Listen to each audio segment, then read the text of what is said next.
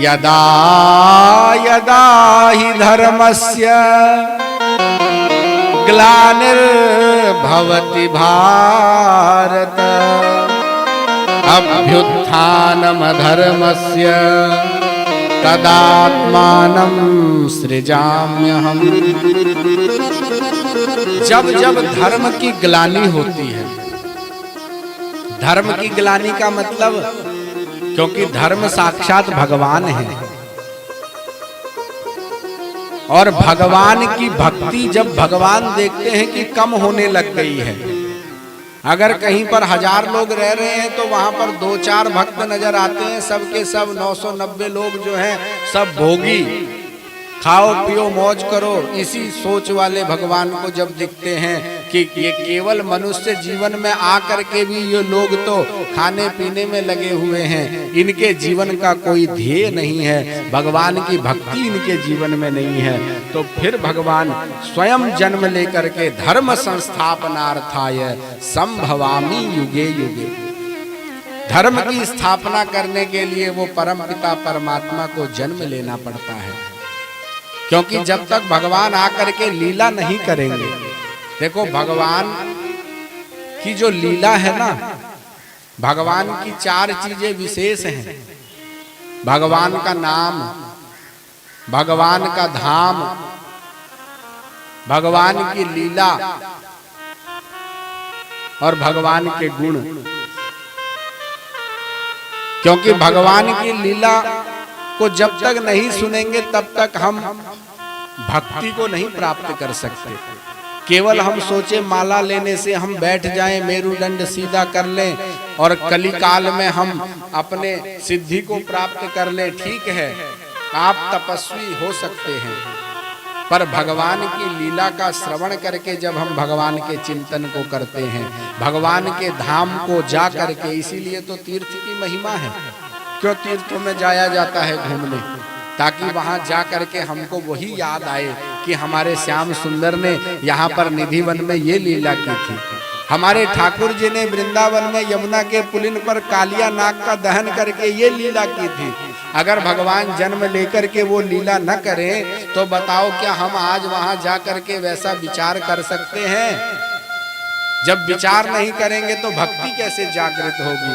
भगवान कहते हैं भक्ति योग विधानार्थम, भक्ति योग का विधान करने के लिए भगवान को जन्म लेना पड़ता है।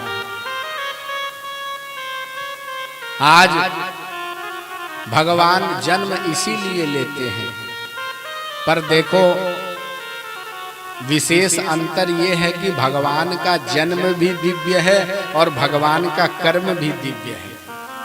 हमारा ना तो जन्म दिव्य है ना कर्म दिव्य है। क्यों? क्योंकि हमारा जन्म तो प्रारब्ध को भोगने के लिए होता है, कल आपने सुना था, पर भगवान कहते हैं जन्म कर्म च मे दिव्यम एवं यो वेति तत्वतः त्यक्त्वा देहं पुनर्जन्म नैति मामेति सोऽर्जुन। हे अर्जुन, मेरे जन्म लेने का प्रयोजन यही होता है कि मैं जन्म लेकर के इस मनुष्य को अपनी लीला दिखा करके, मेरी लीला का श्रवण जब ये कर लेगा तो इसका जन्म का चक्कर बंद हो जाएगा। क्योंकि जन्म और मरण के चक्कर से ही तो मुक्त होना है।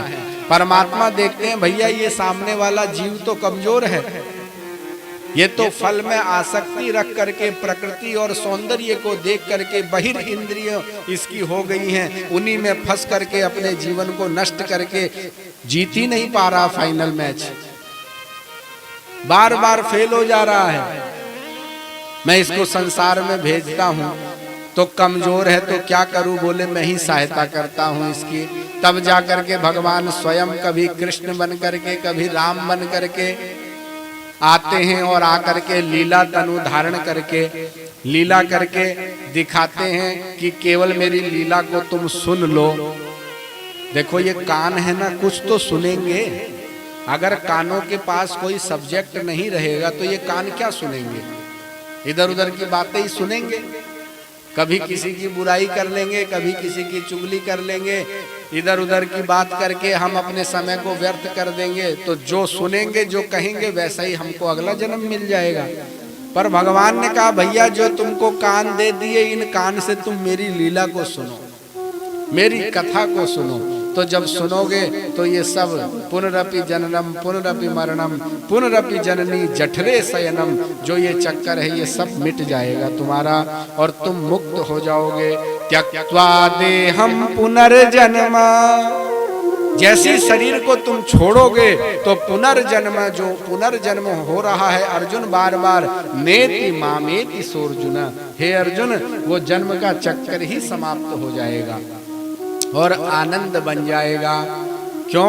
बोले भगवान का जब हम भजन करते रहेंगे